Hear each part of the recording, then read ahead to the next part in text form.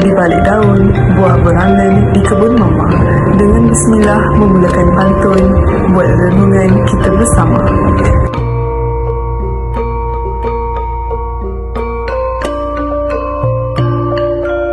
Rukun negara adalah satu ideologi beragam fahaman bagi pelbagai kelompok masyarakat di Malaysia.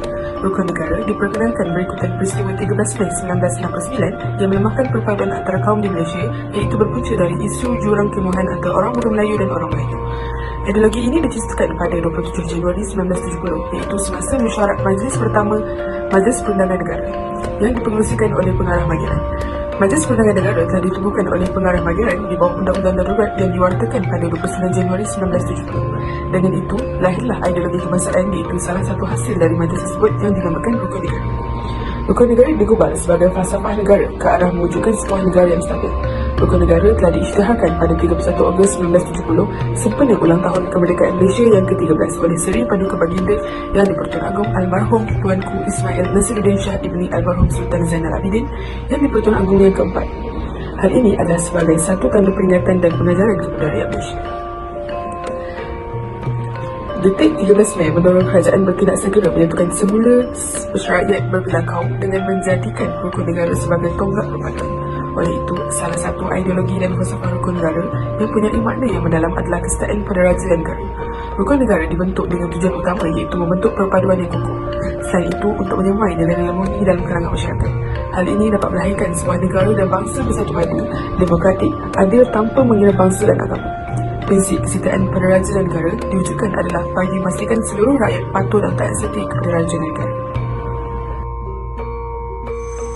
Rukun negara diisytihar secara rasmi oleh Yang di-Pertua Agong pada 31 Ogos 1970 merupakan satu tanda peringatan kepada rakyat terhadap peristiwa hitam pada 13 Mei 1969, iaitu insiden rusuhan kaum dan kemuncak masalah perpaduan di Malaysia.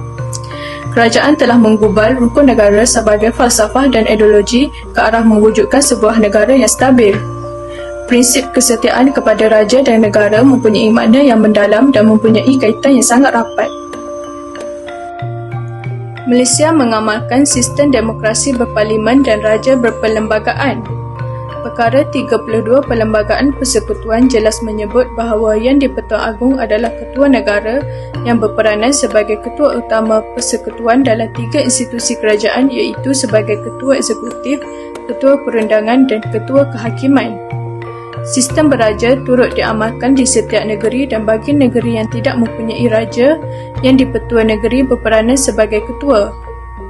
Undi rahsia di antara 9 institusi beraja di negeri Melayu bagi tujuan sistem giliran dalam menjawat jawatan Yang di-Pertua Agong. Yang di-Pertua Agong, Raja-Raja dan Yang di-Pertua Negeri merupakan lambang perpaduan rakyat.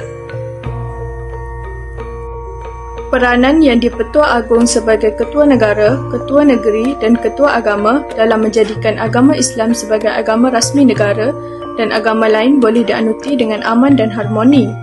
Sejajar dengan itu, setiap warga negara Malaysia tanpa mengira kaum dan agama mestilah memberi sepenuh taat setia yang tidak berbelah bahagi kepada Seri Paduka Baginda Yang di-Pertua Agong kerana Baginda adalah payung negara yang menaungi seluruh rakyat di negara ini. Setia kepada raja mempunyai makna yang luas dan terbahagi kepada 3, iaitu taat pada seluruh perintah raja, taat pada peraturan yang disahkan raja dan taat pada pembesar yang dilantik oleh raja. Seterusnya, kesan-kesan positif dan negatif menghayati dan mengabaikan rukun kesetiaan kepada raja dan negara. Kesan positif menghayati rukun kesetiaan kepada raja dan negara. Yang pertama, rakyat mempunyai jati diri yang kukuh, iaitu dapat memupuk rakyat Malaysia yang amat sayang akan negara, semangat patriotik yang tinggi dan juga bersatu padu. Yang kedua, keselamatan negara akan terpelihara. Negara akan sukar digugat oleh anasir subvertif dari luar ataupun dalam negara. Yang ketiga, melahirkan masyarakat yang hidup secara toleransi dan saling membantu antara satu sama lain. Kestabilan sesebuah negara dapat dilihat dalam masyarakat yang hidup secara toleransi dan saling membantu antara satu sama lain.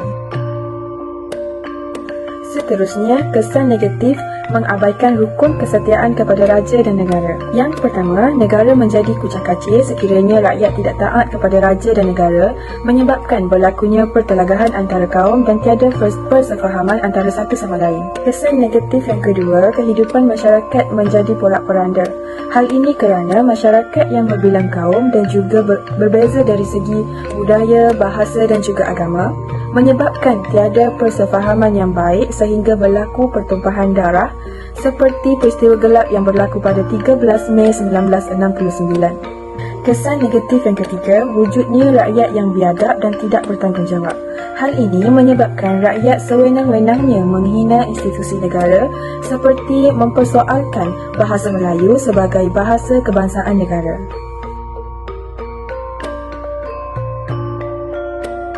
Seterusnya ialah kritikan terhadap makna kesetiaan kepada raja dan negara. Kritikan yang pertama ialah Majlis Raja-Raja Melayu dianggap berlaku tidak adil kerana Majlis Raja-Raja Melayu hanya mementingkan dan mengangkat kepentingan kaum Melayu sahaja berbanding kaum Cina dan India. Kritikan yang kedua ialah Majlis Raja-Raja Melayu hanya simbolik dan hanya dianggap sebagai ritual keagamaan bagi agama Islam sahaja. Kritikan yang ketiga ialah kesetiaan yang melampau terhadap raja dan negara akan menggambarkan pemerintahan secara monarki, sedangkan di negara kita sistem pemerintahan dijalankan secara demokrasi berparlimen, di mana rakyat sendiri yang memilih dan menentukan siapa yang akan mengetuai kerajaan, iaitu Perdana Menteri. Kritikan yang keempat ialah kesetiaan kepada raja dan negara dianggap sudah tidak relevan lagi pada masa kini.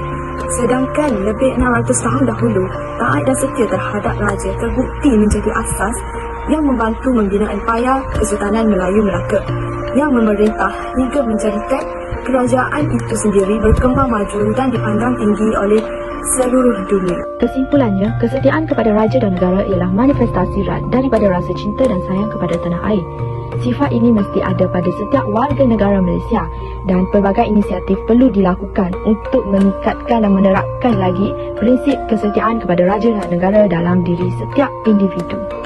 Putera kesayangan ayahanda dan bonda, cemerlang negara amat sukacita. Raja dan rakyat berpisah tiada, bijaksana memerintah negara tercinta.